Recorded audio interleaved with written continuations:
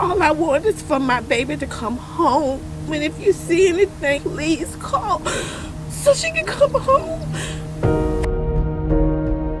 Keeshae Jacobs, she was 21 years old at the time of her disappearance. Keeshae was dropped off here by one of her friends, so I made them show me exactly where this house was.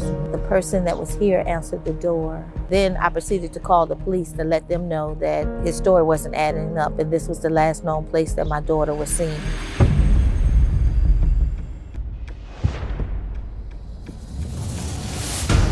In our reporting over the last 6 years, there has been a person of interest in this case. So I believe he gave her to someone. I believe my daughter's out there somewhere. In the years past, I've grown to know Keeshae's mom. This woman has been through a lot. And whoever got her, I'm not stopping and I'm not giving up because that's my baby and you can't have her.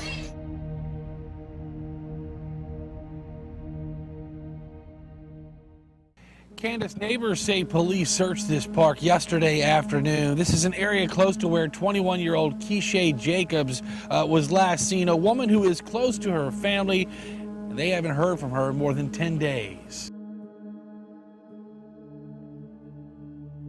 I'd have had like so many people coming to me, Miss Jacobs, if it wasn't for you, I wouldn't be able to make it through my situation. I look at you, you inspire me. I was like, y'all just don't know what goes on behind my doors. The days I cry, the days that I can't get out, I don't want to get up out of bed, but there's always something in the back of my head be like, you gotta get up.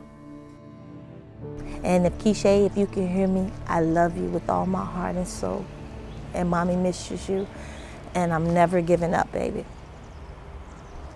Keeshae was dropped off here by one of her friends about September the 26th. Keeshae Jacobs, she was 21 years old at the time of her disappearance. I specifically remember mom telling me that her daughter would not run away, even though police had said, well, she's an adult, she can go and come as she pleases.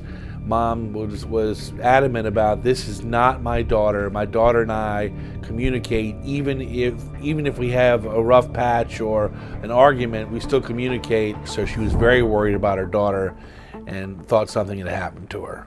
So Wednesday came. That evening, I'm sitting in my living room with my son and a couple of my friends, and I get a knock on the door. It's Keeshae friends. The guy, DeMarcus, who dropped her off at the house. On Broad Street. And a couple other friends. So I'd say it was like 5 or 6 of them. Then they proceeded to tell me that, hey, we went to the house that we dropped Keeshae off at. And the guy said that she wasn't there. I was like, so you did what? What house is this? So I was very upset and was like, take me to this house. So I made them show me exactly where this house was, which was like maybe a few hours after they had already been to this home. So I was furious because that guy could have had enough time to do anything he wanted to do with my daughter by the time we got here. The person that was here answered the door. And he said, yeah, he knew Keeshae, but he knew Keeshae through one of her friends. He said he saw her, first he said it was at 5 o'clock. I told him that wasn't right. Then he changed it to 5:30, and then he changed it to 6. And then I proceeded to call the police to let them know that his story wasn't adding up, and this was the last known place that my daughter was seen. In our reporting over the last 6 years, there has been a person of interest in this case. However, we've never named him because he's never been charged with the disappearance of Keeshae. This certain individual back then when Keeshae disappeared had charges brought against him on the 19th of September of 2016. This is a week before Keeshae disappears. And those charges were abduction, rape, and strangulation. The rape charge was dropped, but he was later sentenced for the other 2 crimes. The police arrived.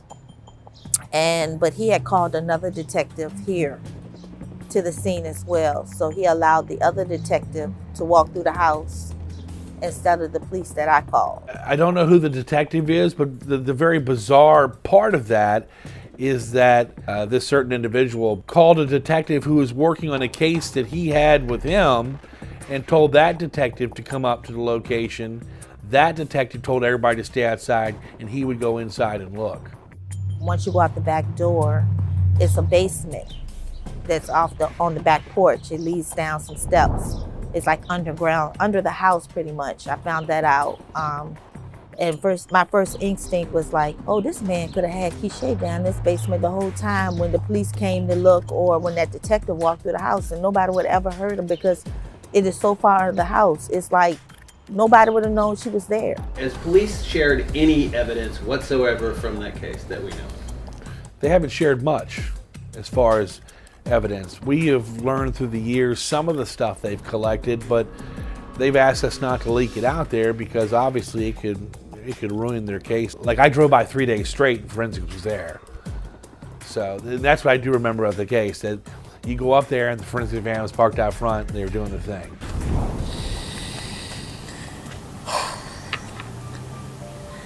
This is the hardest thing I ever had to do in my life. I just want my baby to come home, and if you see anything or think you've seen her, please call so she can come home and she can be okay. I can't do no more. I can't do no more. To me, I feel like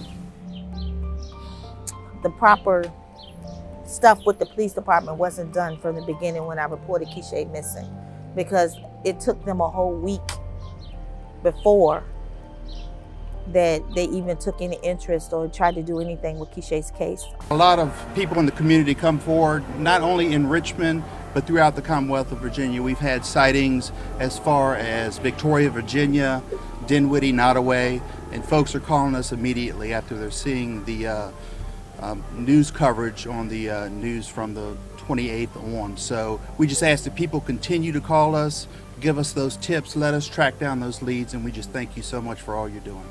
Breaking news about the disappearance of Keeshae Jacobs. Richmond police say after 14 months of intense investigation, they believe foul play is involved. In the years past, I've grown to know Tony, Keeshae's mom. This woman has been through a lot. I remember when this first started happening, and Tony would tell me about the mysterious Facebook and social media messages she would get. People put Keeshae's face on a Muslim girl and said the Muslims have her. I done had people call me playing on the phone saying, Mom, come get me. I done had people calling me, telling me if I pay them a certain amount of money, they could find my daughter for me. People just being so cruel. At first it was like heartbreaking because I was going to wherever I could and thinking like I'm supposed to do everything and go everywhere that people tell me they saw her.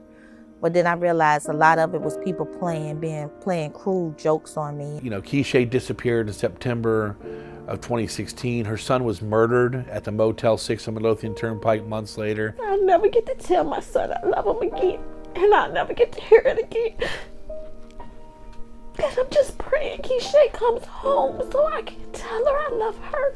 The guy that was serving time for her son's death, the killer in her son's case, is already out and about. He's already served his time and he's out. So obviously that's bothersome for her, and it would feel really good if we can get her some justice for this case. I don't believe I completely mourned my son's death. I haven't. I can't, because I'm scared it's going to take me to a place that I won't be able to come back from and be able to do what I need to do to still fight for Keeshae, because I have to keep fighting for her. I just need somebody to put themselves in my shoes. What would you do if this was your loved one? And my hope, and I just pray that somebody would find it in their heart to say something, you know? And you can think of, I don't care if it's like the smallest thing, you know, just something. Because there's no way anybody can just disappear and nobody sees nothing and knows nothing.